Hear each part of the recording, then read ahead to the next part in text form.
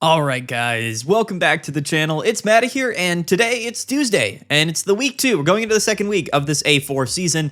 That means we're updating our tier list, sort of our power rankings. We just call it a tier list because that's what it is. But we're going into week 2, and again, we've started to do this on the channel where in subsequent weeks, we don't actually create a full new tier list. We do things a little bit quicker, and we just update the old tier list. Normally, it's a little bit easier to do it like that. We can still quickly talk about all of the decks that are on here, any new decks, any decks that are going to be falling off the tier list, and we will be, of course, using timestamps down below if you guys would like to skip around, and we will be showcasing the updated deck lists themselves while we talk about the decks. So feel free to, skip around this video however you would like, but these are going to be my updated opinions about the placement and the positioning and I guess the viability of all of the meta decks in this current season right now. A quick note before we get into it is that we are going into week 2, and I typically categorize the second week as sort of the counter meta because decks really emerge and they rise to the top over that first week or so, and then as we kind of go into the second week, sort of decks that are strong against those top decks end up really rising also to the top, and that's really what the week 2 of these seasons is really all about. It's about the counter meta, and then of course once we go into week 3, things balance out a little bit more. And then typically weird stuff happens in week 4 if we end up getting to it. But anyway, let's update the tier list. We'll go in order from top down. The first thing that I'm going to do right now is change the D tier, because what we like to do here is change this to not played. And the reason why is because eventually certain decks just stop really seeing play in the metagame, and the D tier is really reserved for decks like that from the first week onward. So no D tier moving forward, but there's going to be a not played tier basically for the decks that have just ceased to see any play.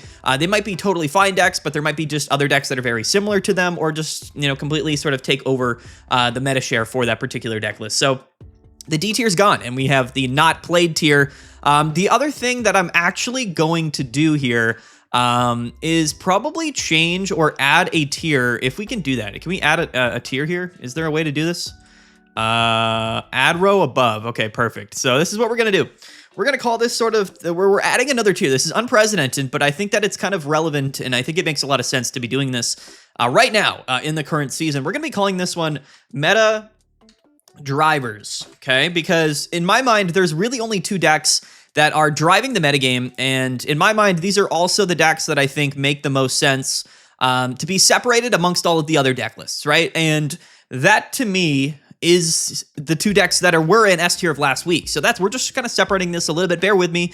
It might be a little bit confusing, but that's what we're going to do here. So we have the meta driver tier at the very top. These are decks that are definitely some of the strongest deck lists, but they just see by far the most play, and they're the ones that are kind of determining what the meta looks like and the viability of other decks in the metagame. So it's kind of hard to rank them other than that. So they're kind of on the outside looking in. They're at the top of the metagame, and they're really driving things. So that's what this new tier is all about. And then the S tier is appropriately the category for really all of the other decks that we think are really at the top of that metagame. So anyway, those are going to be the changes. A little bit different here.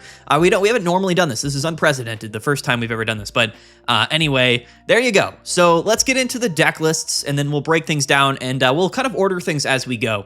So anyway, guys, don't forget to like and subscribe. Almost at 32,000 subscribers, which is absolutely incredible. I really, really appreciate that. Okay, so from the top down, we're going to start by talking about Espeon and Sylveon. I still think that Espeon Sylveon is the best deck in all of Pokemon Pocket right now. There wasn't an Ursa Days tournament this past weekend, but honestly, I think that if there was an Ursa Days tournament, Espeon would have done very, very well. It's slowly rising in play. It's not really taking over the metagame in terms of its overall meta share, but that's mainly because the other top deck and the most played deck is Giratina Darkrai, which is strong in that matchup, which again brings us to a really interesting sort of, I guess, dilemma at the top of the metagame, which is like the 2 decks that are the best decks interact with each other in a really volatile way. And for that reason, I don't think that Espeon's really going to completely take over the metagame, but this is still a top deck in my mind. The more I play with this deck list, the more I realize that it's just faster paced, more consistent. It has so many options. It's just so good. Sylveon can draw a bunch of cards. Espeon and Sylveon in conjunction can do a lot of damage. Going second, this deck is absolutely insane. Probably going to win no matter what. Early Sabrinas can kind of fix the going first problem, but even if you're going first, this deck really isn't that bad whatsoever. There's plenty of matchups where you can just let your opponent like KO your active Eevee and then just sort of go with 2 Espeons from your bench from there. And it's basically like we're not really going first. It's really crazy. Espeon's still struggling a little bit with Giratina Darkrai, but that matchup is actually improving as time goes on. I think people are learning that matchup. And in general, I think that the consistency of Espeon, even though, of course, every deck in the game right now seemingly is throwing Darkrai into their list to counter Espeon, still remains the highest win rate deck, really, out of any of the deck lists. The second most played deck, rising in meta share slightly here. We're sitting around 7% overall across this entire format, but more recently, it's going above that 10% range. Definitely a very, very solid number 2 most played deck, which is crazy how much it's risen just over the last few days here. Did win a couple small tournaments recently. There's a couple of different ways that people are playing this deck list. You can play 2 EV bags, you can play 2 non-EX evolutions, you can play Red Card in Silver, you can play Mars in Silver, you can play Guzma. There's so many different things that you can do with this deck, to be fair, but 99% of the deck functions the same no matter which strategy you're playing.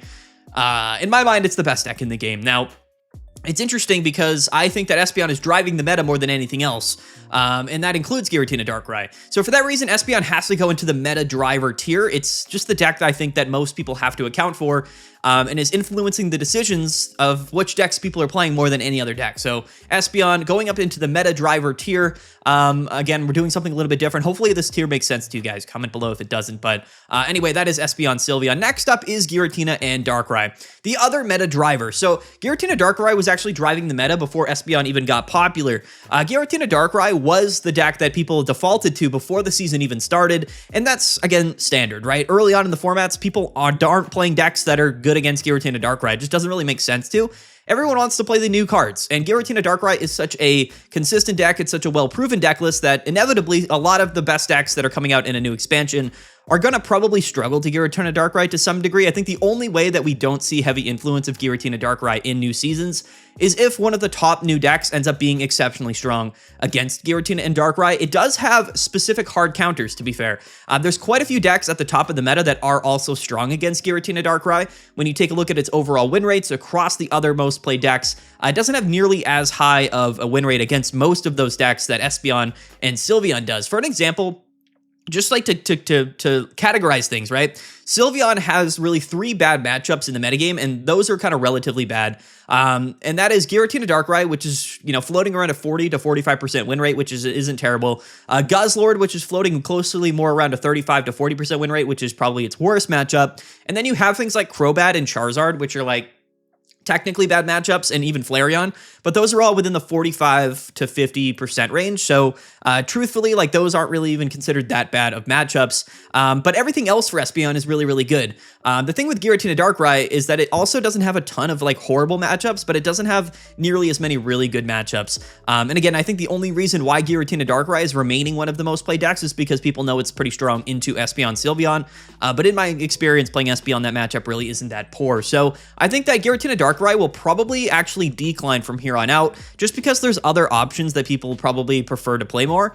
If not, it'll probably settle around that, 12, 13, 14% meta share range, which is pretty acceptable. At least that's not 25% like we've seen with Giratina Darkrai before, but still one of the highest win rates. 53% as the #1 most played deck is always very, very impressive.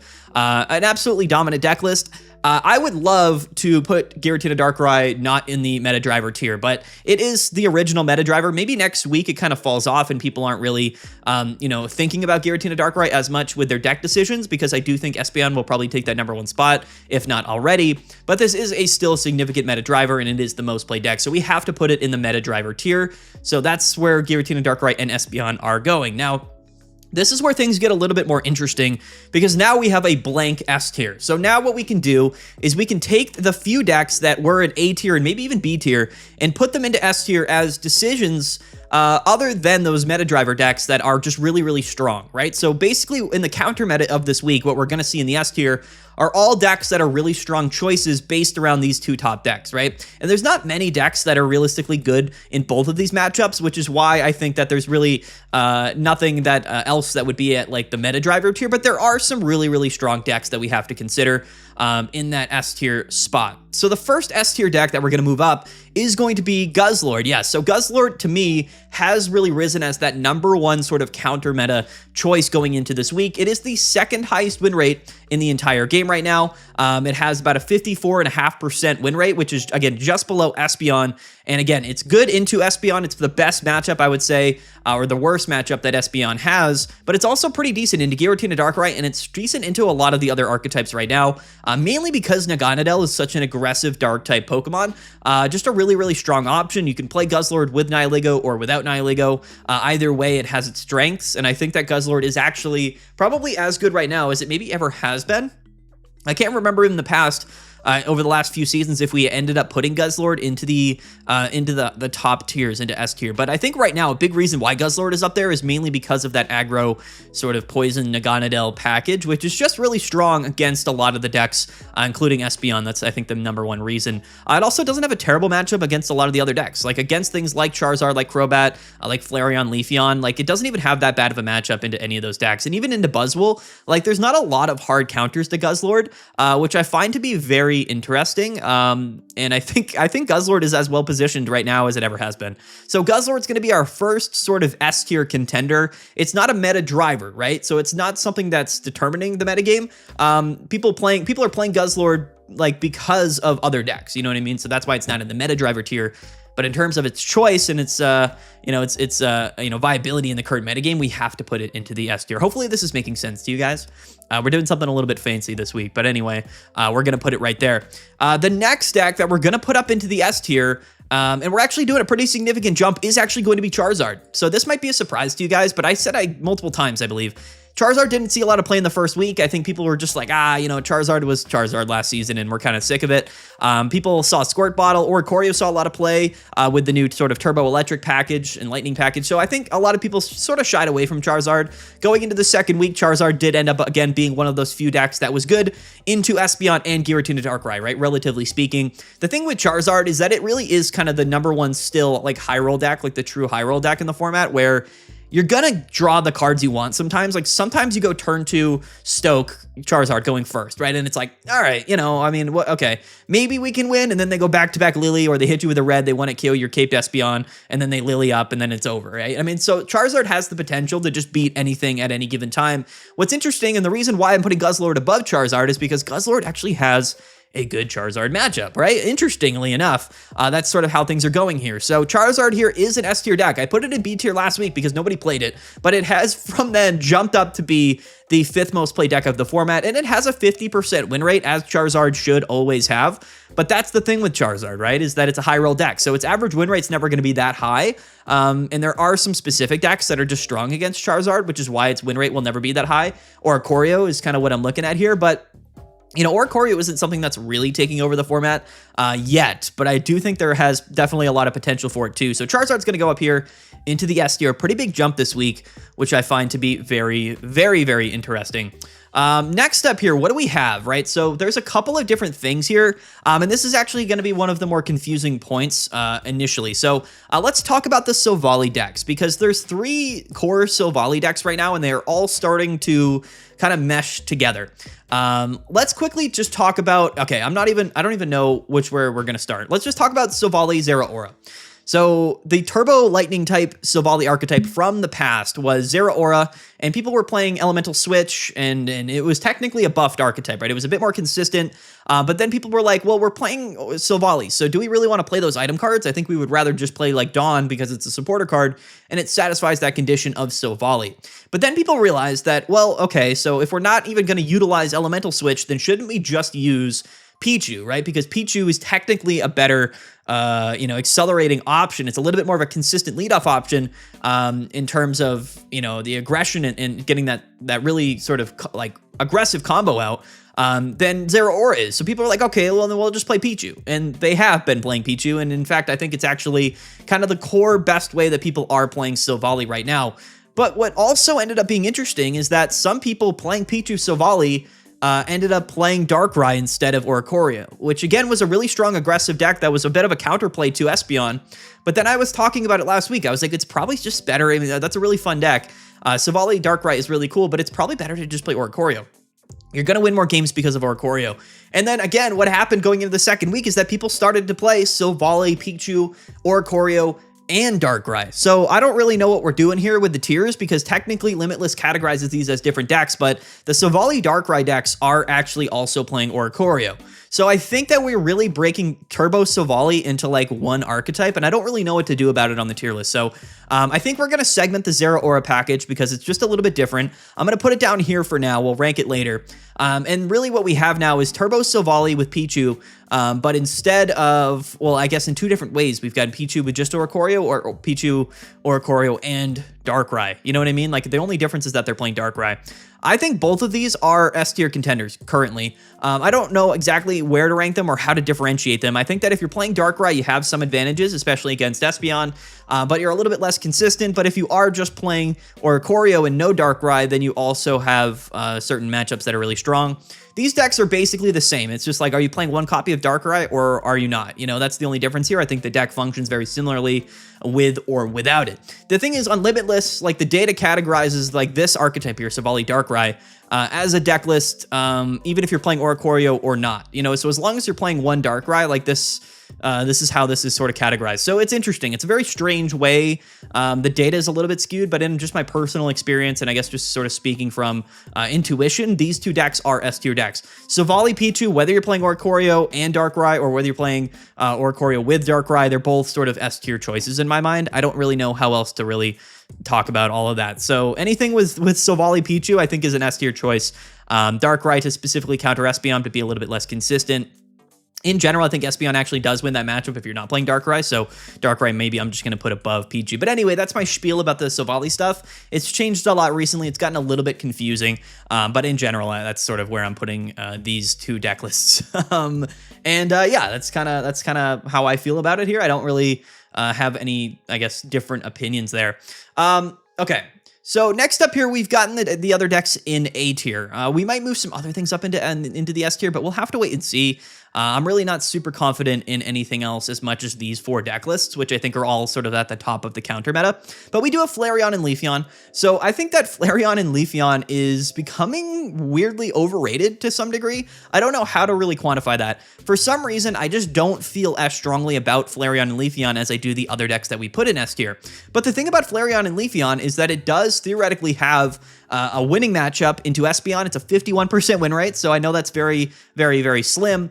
But I think the number one upside here between Buzzwole and Flareon and Leafeon, these two are like sort of partners to some degree. Like they are linked in the metagame. And this is, again, going to get a little confusing, but bear with me. Flareon and Leafeon is technically not that strong into Giratina Darkrai. It has a 45% win rate, which, you know, isn't as good as you would want it to be, even though its matchup against Buzzwole is really good, and it's 71%. But the thing with Buzzwole is that Buzzwole has a winning matchup into Giratina Darkrai, 57% win rate, but it also kind of loses to Espeon and Flareon. So that's why neither of these decks, to me, I can really, like, I feel that strongly to put them into the S tier.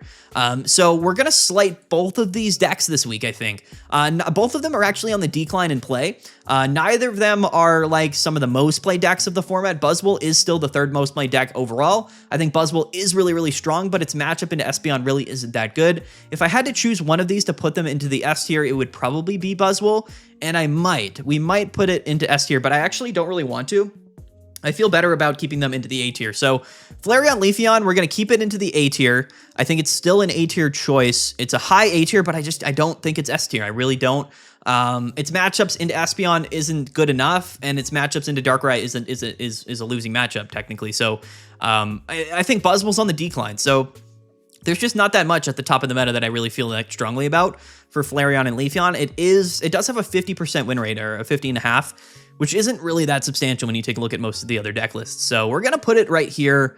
We're going to keep it in the A tier. RIP to all of the Flareon, Leafeon enjoyers. But Buzzwole, also interesting. I think we're probably going to put Buzzwole in the A tier. Still, we're not going to put it in S tier. Some people are going to disagree with that, but again, Charizard is on the rise. Espeon kind of wins that matchup. Yes, you have a pretty good matchup into the Sylvally decks. You have a pretty good matchup into Giratina Darkrai and Guzzlord, but those are all barely 50% or above 50% win rates. So it's really not that good. Like, it's tough. You know what I mean? It's pretty tough. Charizard on the rise as well kind of scares me away from Buzzwole. I'm going to put it at the very top of A tier. Which is probably a bit disrespectful, but that's what I'm kind of doing. Some spicy takes here. Some people are going to disagree with me. That's totally fine. Comment down below if you disagree. But of course, be nice to me. Don't be mean. Or else I'll delete your comment. No, I'm just kidding. I don't typically delete comments. Okay, Arceus and Koko, still one of the most underrated decks in the game. People just don't play this. They just play the Sylvally package, and they're like, if I'm gonna play like the Oricorio Turbo Lightning stuff, I'm just gonna play Sylvally. But truthfully, Arceus Tapu Koko like is always one of the best choices in the entire game. So even though it's only the 13th most played deck so far, it has a 53% win rate. Not only is it good into the Sylvally deck lists, but it's just consistent into a lot of other things. We're gonna keep it A tier. It's massively underrated for whatever the reason, so I think it kind of deserves the A tier spot. Still a really solid deck list. In fact, like all of the decks in A tier are super good. I don't know if I can really like if any of the decks that we put in A tier win the next weekend's tournament. Like I'm not surprised by it. These are all like tournament winning decks. These are all decks that can climb really high into Master Ball. I just have to segment them from S tier in my mind. So that's sort of what we're gonna do with Arceus and Tapu Koko. Next up, we've got Sylvally Greninja, or sorry, Sylveon and Greninja. What are we going to do about this deck? I never really know. It is still the 4th most played deck of this format. Let's take a look at the matchup spreads, because that will give us some better information. I think the thing with Sylvally Greninja is that it's really not that strong into all of the most played decks. Like, the main upside to this deck, especially last format, was that it was actually good, really good into Flareon, Leafeon, but now that Espeon sort of entered the format, it's kind of taken the place of Sylveon and Greninja. And Sylveon Greninja is not strong into Giratina Darkrai at all. It has a 50% win rate into Buzzwole, 50% win rate into some other stuff as well. It has a massively losing win rate against Espeon as a 20%. And it also, I guess, loses to the new Snorlax deck. I'm actually demoting Sylveon. This was sort of a game time decision here, but I'm actually going to demote this to B tier. I don't know. I don't feel that good about this deck list. I feel like whenever I hit it on the rank ladder, I'm like, you know, I'm not worried at all. And I guess like it is specifically good against Flareon, Leafeon. It's specifically pretty good against like Buzzwole, at least like Buzzwole without Pheromosa. But other than that, I don't think it's really that good. So yeah, B tier is fine. I think high B tier is fine for this deck. And again, you know, the B tier is not a bad tier either way either. Some people get super disrespected by seeing their favorite deck in the B tier, but you're on the tier list. And if you're on the B tier, you're a totally solid deck list. Like everything B tier and above to me is like definitely meta contender decks, but we have to segment them somehow. Next is going to be an interesting one, which is Ho-Oh Snorlax. So the thing about Ho-Oh and Snorlax is that it's actually a different deck list now. Last week and early in the week, people were playing it with Giratina, and I was like, it's a pretty good deck. It makes sense. But then people were like, yeah, but Oricorio just solos us completely. So let's play Rocky Helmets and let's play Darkrai. So not only do we have a Pokemon that's weak to Espeon, but we can get around Oricorio technically with the Rocky Helmet tankiness of Snorlax and Darkrai, right? We can just sort of get around Oricorio. And that's really improved the deck list and its win rate and its results. So interestingly enough, I think this deck list is actually on the rise. It's become the 10th most played deck in the format right now. It's actually above or just below Guzzlord. It's crazy that Guzzlord is not seeing that much play. Thank God, because it is sort of the top deck against Espeon, and I've been grinding Espeon. But yeah, Snorlax and Ho-Oh is really strong. And in my mind, it is actually an A-tier deck list right now. There are some ways around it. Espeon can play the baby Espeon or the non-EX Espeon and sort of just stall and then one it KO your Pokemon. They can also just sort of Mars you or Silver you to get rid of the Ilima. So it's interesting. This is such a weird deck list. It's not seeing that much play. It does have a 51% win rate so far, but I think with the Darkrai inclusion, it's actually just better than it was before. So I'm gonna put it into the A tier. All of these A tier decks are honestly just really solid, and I feel totally fine about that. We're gonna put it like at the bottom of A tier for now. I love this deck. I do. I actually, as far as all of the decks when I'm playing Espeon on the rank ladder, this is probably one of the deck lists that I really don't want to play against the most, just because it's really volatile and really annoying. You can choose, you have to make the decision whether you want to be really aggressive, and maybe like an early Sabrina can knock them off their path and you can take them off the Snorlax, or if they do lead with Ho-Oh or whatever and they don't draw Leaf, like you can be a little bit aggressive and it can pay off for you, or it can be something that does not pay off for you and it's actually ends up being really bad for you, or you can stall and it's sort of the same thing. It's really a 50-50 no matter what. This is a really tricky deck to play around, and I think it's actually a really solid deck in the current metagame, which is cool. Ho-Oh has found its spot in the meta, and I think it'll probably end up being buffed, honestly, in the upcoming mini sets, just because it is sort of the core. Like Ho-Oh and Lugia are sort of the mascots of A4, so the mini sets will probably buff this archetype to some degree. But anyway, we're going to put it right up here into the A tier, so a little bit of an upgrade this week. Next up, what do we got? We got Crobat. So Crobat's still seeing play. It is the sixth most played deck overall of this format, and it has a 49% win rate. I kind of still feel bad about Crobat just because it never really had a fair shot. It struggles against Buzzwole and it struggles against Oricorio to some degree. Like it's not great into Oricorio, even though you think it wouldn't be that bad. It's really not good into Oricorio.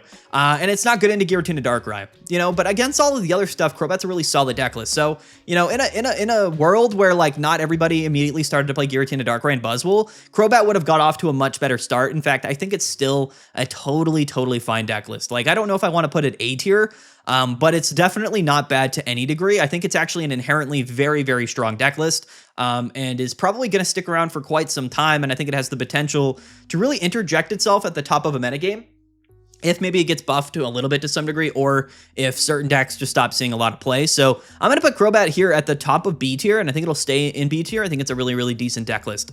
But other than that, I don't feel like super like crazy strong about it. So that's where it's going to go for now. Next up, we've got Rampardos and Donphan. So there's two different Donphan decks. To be fair, I don't think either Donphan deck is really that good.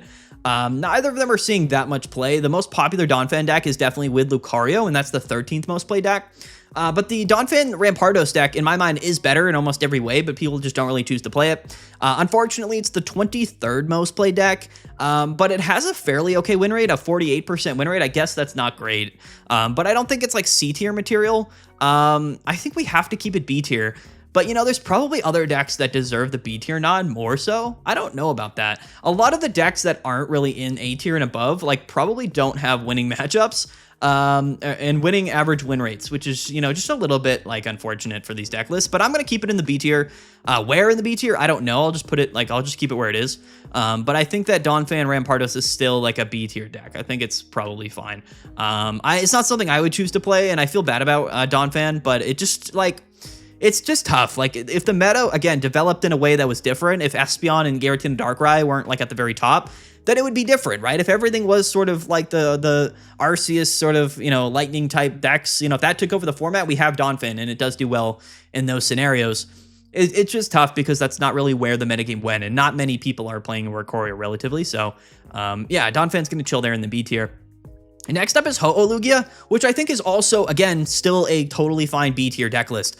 It's just something that, again, just isn't as good as the other way to play Ho-Oh, but this is sort of the way that people assume you should be playing Ho-Oh Lugia. Like, you know what I mean? Like, it kind of made sense. When we saw these cards, it was like, okay, you're supposed to play them together. There's a lot, you have the baby Pokemon you can pair with them. You have Elemental Switch. Like, it has a lot of support. You have Lyra and stuff, but, like, it just didn't end up being as good as, like, Ho-Oh and Snorlax, or even, like, Ho-Oh and Arceus, you know what I mean? Like, so Lugia is just an awkward Pokemon. It is sort of a high roll option.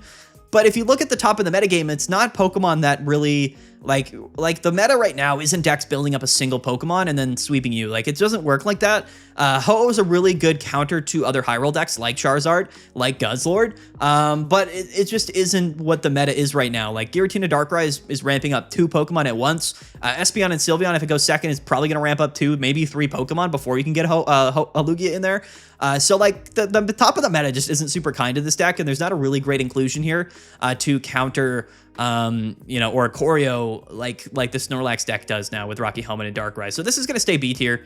It's totally fine. I don't really have anything else to say about it. Umbreon is the other one we'll talk about, which just doesn't see play, really.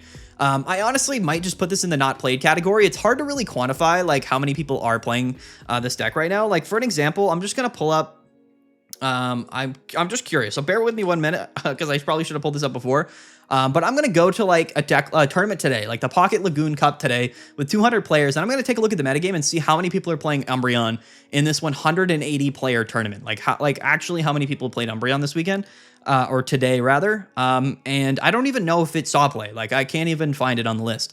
Yeah, I don't think a single person played Umbreon to this tournament, which is hilarious, but also sad at the same time. I don't think Umbreon was ever that good. There's just better options, and there's a lot of other better dark type decks I put it, I think, B tier last week because it really wasn't like a terrible deck list. It was just like, why would we play it, you know, above other things, right? If we're going to play the Greninja stuff, like we should just play Giratina Greninja with Sylveon. And if you're going to play like a dark deck, like you could probably just play Guzzlord or Sylvally Darkrai or Giratina Darkrai, right? Those are, or Crobat. Those are all probably better dark type options. So Umbreon is going into the not played tier. It probably would still be a B tier deck if it did see play. It's just not seeing any play. So we just can't rank it. It's just, no one plays it anymore. And probably for good reason. So down into the non-played Umbreon goes, which is a little bit sad here. Honestly. Next up is going to be Solgaleo, which, you know, honestly, we could also put in the not played tier. I don't know if anyone's playing Solgaleo. Like, it completely fell off the face of the earth. And I really don't know why. It never had that good of a win rate. I think we put it in B tier just because its strengths theoretically against the top decks, but people don't play it. They're just not playing Solgaleo. And it feels a little bit bad, honestly, but like, you know, I mean, what else can we really say? There's a lot of decks in the game. Some decks are just going to fall out of favor and people are just going to choose not to play them. So unfortunately for Solgaleo, again, I think a deck that has potential, people are just going to go and people are just not playing it. So it's got to go again here into the not played tier, which is a little bit sad to see. Now we have Skarmory. So maybe this is the reason why people aren't playing Solgaleo, is because people maybe just played Skarmory. But the thing with Skarmory is Skarmory's not that good of a deck. And it's not seeing that much play either. So I think people were really kind of smartened up to the new cards. And some people just sort of never really played them, which is a little bit crazy. I'm now realizing this right now that we forgot to put Pikachu on the tier list, because Genetic Apex Pikachu has interjected itself into the metagame, and we do not have it on the tier list right now, which is a little bit sad, and I feel bad about that. We'll talk about Pikachu at the very end and where we would rank it. I forgot to put it on the tier list. I apologize to Pikachu, but Skarmory. What can we say about Skarmory other than that, again, it's just not seeing play. People are not playing Skarmory, and that kind of feels a little bit bad. The not played tier is going to get filled up here pretty quickly. But yeah, let's put Skarmory also in the not played tier. I don't really think anyone's playing it. I guess if we take a look at the actual metadata and we try to find it, it's like the 36th most played deck. Is that correct? Is that actually correct? Yeah, the 36th most played deck of the format is Skarmory. That is crazy. Yeah. Okay, so nobody's playing Skarmory. Feels kind of bad. I actually think Skarmory's not a terrible deck list whatsoever. It's just, you know, people are just playing what's good. People are playing what's hot right now, and I guess that just isn't Skarmory. So RIP to the metal decks. Just not seeing any play. Kind of feels a little bit bad for sure. Okay, let's weed through these C tier decks, because I think that, you know, there's definitely some decks here that might move, might not. I guess we'll have to wait and see. Okay, so first up we've got Donphan and Lucario, which is actually one of the more played decks in the format, which is funny. So this is technically, what is it, the 13th most played deck of the format so far. Doesn't have a great win rate, has a 45% win rate, which again is pretty bad, which is why I think we're going to keep it right here into the C tier. It's just not a super strong deck.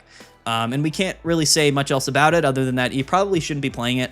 There's just much better options, but people are still playing it. So, you know, we're going to put it in the C tier. It's going to stay C tier. Nothing else to really say about that. Next up is going to be sort of aggro Darkrai combo here with Tyrogue. This is a fun deck list. A really interesting sort of anti-baby deck that was, you know, something that saw a little bit of play early on, but just, I guess, never really caught on. And I think it also has to go into not played tier. I don't have any evidence of anybody playing this deck over the last few days. Maybe somebody has. I just haven't noticed it. And Tyrogue does see some play in the Donphan decks, and I think Tyrogue is actually a pretty good card, and it's actually a really good counter to Oricorio in the early game. But I don't feel that strongly about, you know, this way to play Tyrogue, and I think that this was a really funny deck that was really interesting going into the first week, but, you know, just sort of fell off, and people aren't really playing it. Fire-type Sylvally, some people are actually playing this. I think it's changed around a little bit, but people like to play Sylvally with, like, really anything. So because Fire-type Sylvally is still seeing play, but I don't think it's really catching on at all, we're going to keep it here into the C tier, and I think that's probably where it belongs. And then, yeah, I don't really have much else to say about Fire Sylvally. Like, it's Blacephalon, it's Sylvally, it's pretty cool. You can play Arceus, you can play Mag. It's just like Magby. It's like Fire-type Turbo Sylvally, and instead of like Oricorio, you're playing like insert Fire-type Pokemon with it, which is pretty cool. And I think it's okay, but again, like, why we just play the Lightning. There's more better Lightning Pokemon, so just play Lightning instead of the Fire, I think is really where this deck falls into, quite frankly. Next up is Garchomp, and again, Garchomp completely gone. No one's playing Garchomp. I don't think a single person is playing it at the tournament today or in the last few tournaments. Maybe a couple people played Garchomp. Has just fallen away. The fighting decks, unfortunately, nobody's playing them. Fighting and Metal, just for whatever the reason, maybe they don't have enough support. Maybe the Pokemon aren't good enough. They did give us Donphan and Skarmory. Those are really the only, I guess, decks of those two types that are seeing some play. But Garchomp and Solgaleo completely just not seeing play anymore, which is sad. Some people are going to say that, you know, like, oh no, like people are playing it. I mean, not enough for us to really quantify it or rank it, right? Which is really what it comes down to. So not played means like, yeah, maybe some people are playing them, but not enough for us to like have an opinion on their position in the metagame. Yeah, so they're going to go into not played there. Leafeon and Exeggutor does still see a little bit of play, and I think it's still a C tier option. I'm going to put it actually at the top of C tier specifically because it's actually good against Guzzlord and Giratina Darkrai, which I think is cool. It's a deck that's not bad whatsoever. Whether this is like any Exeggutor deck or any sort of grass deck with Will, it can be played a lot of different ways. I'll pull up an example of it recently, but we're going to keep it into the C tier. I think it still deserves sort of the C tier mention. The C tier decks, there's not much to say about them, honestly. They're just really not great choices. Although I will say that Leafeon, if any of them, even though it's not seeing as much play to really put it on like a higher tier, probably has the best chances out of any of the C tier decks. But we do have Magcargo and we have Dragonite, which were in the D tier before, which is now the not played tier, but they are actually still seeing play. So we have to rank them. And I think that Magcargo is a bottom of the barrel deck list. Like, unfortunately, like people do still play Magcargo, and I think that's funny, but this is not a good deck list. So it's going to go like C tier, probably bottom C tier. It's crazy how symmetrical our tier list is looking right now. But I think like C tier is probably correct for Magcargo. It's going to be at the bottom, but not played, because people are actually still playing it, which I think is kind of funny. What can we say about Magcargo? I mean, nothing really. It's basically a high roll deck that is sort of like on autopilot, and you either just get lucky and you win, or you probably lose like 35 to 40% of the time, which is always interesting. But there's actually another deck list, that being Turbo Flareon, which actually operates very similar to Magcargo, but is just better in almost every single way. So Magcargo is going to go right here into the bottom of C tier. Just basically the same thing as it did. We just don't have a D tier, so it has to go up into C tier, but it's effectively hasn't moved on the tier list. But next up is Dragonite. I also actually feel better about Dragonite than ever before. I mean, I said it last week. I don't think Dragonite's that bad. Its win rate hasn't been great, but this is like, again, pure high roll. There's just better, more consistent high roll decks that people sort of prefer to play. And again, it just comes down to like the damage, right? Like 180 is a lot of damage. It's similar to Lugia. It's good. Like, it's not that bad, but there's so many games where doing 180 once isn't going to win you the game. Like, you're just going to get revenge KO'd. And yes, Dragonite theoretically can attack twice in a row now with like Lyra and stuff, but like it's not very consistent. And not only that, but if we're not doing that 180 in time, then our opponent's just going to roll over us. And things like Giratina Darkrai is going to set up multiple times. In fact, Dragonite might actually have a decent matchup into Giratina Darkrai, but into things like Guzzlord, it's going to struggle. Into things like Espeon, it's really going to struggle because of the pace of those decks. And they're just going to start KOing your Pokemon before you can really set up. You still have the dual energy issue. It's just not a great deck. I don't think I can justify putting it into the B tier, but I'm going to put it here into like higher up on C tier because I actually feel okay about Dragonite. It's still a real deck in the game. It's just not a really great deck in the game, if that kind of makes any sense. So anyway, we have the two decks left here, which is going to be Sylvally and Zeraora, so the other Turbo Sylvally deck list. I think that Turbo Sylvally, like the classic here, is still a good deck. I want to segment it from the baby decks because it doesn't have the same flexibility as playing Darkrai, and I think that makes it kind of worse. But this is still an A tier deck list. I'm going to put it right up here next to Arceus. Still really, really decent. Still a totally quality deck that could pop off and win a tournament at any given time. I think actually one of the tournaments that we covered in Meta Monday, it got like first or second place. Really, really strong. I just kind of prefer the Pichu version. So that's why we're segmenting it here. Like S tier kind of broken up in an interesting way. We're going to upset some people, but these decks in A tier are so close to the decks in S tier that it's really like, it's not that big of a difference. You know what I mean? I know they're 3 tiers down, but like Buzzwole, Flareon, Sylvally, Arceus, even Ho-Oh, Snorlax. These are all really good decks. Like the A tier now is as good as it ever has been, but that's really just a testament to how well balanced the metagame is right now. And I think we really do have like 10 plus decks that are all, vying for like tournament winning quality decks, which is like really unique and not something that we've really ever had in Pokemon Pocket before, which is good for the metagame, honestly. That's how I feel about that. Next up is Turbo Flareon. We made a video on this, and I thought it was kind of catching on, but for whatever the reason, like, people just don't really care that much about this deck. They would rather play Flareon and Leafeon, but this is way better than people give it credit for. Like, I know some people have played like 5 games with this and lost all 5, but like, it's just a high roll aggro deck list. Like, there's other things like this that are good. Like the Sylvally Darkrai stuff is like this. Like the Turbo Arceus stuff is also kind of like this. You're just gonna pop off. This is basically Magcargo, but better. You can just pop off for 130 plus on turn 2, which is absolutely ridiculous. Nothing else in the game can do this to this extent. And I think it automatically wins games if it kind of pops off. I think if you were just kind of mindlessly grinding rank battles, like, this is a really good choice for you. And it's kind of similar to Charizard, but it's like overall like less strong in the late game, but has the potential to do that damage on turn 2, where Charizard has to stoke on turn 2. But then of course you're stronger from turn 3 onwards. Flareon can just hit you for 130 to 150 turn 2, and it's like, what are you gonna do? You're gonna lose. You know, and that's what this deck list does. Because it hasn't really caught on, we can't put it into the A tier, but I do think it's a B tier deck. I'm gonna put it like right here. I'm gonna put it like middle B tier because I actually think it's pretty good. A lot better than people give it credit for, honestly, and I hope that it sees more play because it's really, really funny. One of the more interesting high roll decks in the game right now. And that's every deck on the tier list, but like I said, we forgot to include Pikachu, unfortunately. But let's talk about Pikachu. I don't have an image for it, but theoretically, imagine in your head, we're going to place Pikachu on the tier list. This is like the Genetic Apex Pikachu, like the Pikachu Toolbox decks that are playing, you know, Pikachu EX, Tapu Koko EX, Zapdos EX, Zeraora, like, they're playing everything. It's actually a pretty good archetype, honestly. I think that it's better now than it has been in a very long time.